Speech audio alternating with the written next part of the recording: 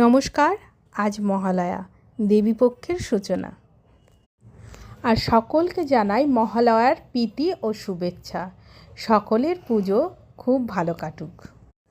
আমাদেরও মহালয়ার শুরুটা হলো খুব সুন্দরভাবে। সকালে উঠেই চলে গিয়েছিলাম গঙ্গার ঘাটে তর্পণ করতে।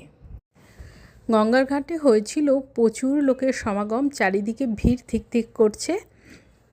তবুও গঙ্গার ঘাটে গেলে মনটা এমনিই ভালো হয়ে যায়। আর ফেরার পথে একটু মায়ের বাড়ি দর্শনও করে এলাম। তারপর ফেরার পথে মিষ্টির দোকান থেকে নিয়েছিলাম আজকের ব্রেকফাস্ট, লুচি, আলুর দম, ছোলার ডাল। আর এভাবেই হলো আমাদের দেবীপক্ষের সূচনা। আপনারাও খুব ভালোভাবে পুজো কাটান, আর ভালো খান, আর ভালো থাকুন।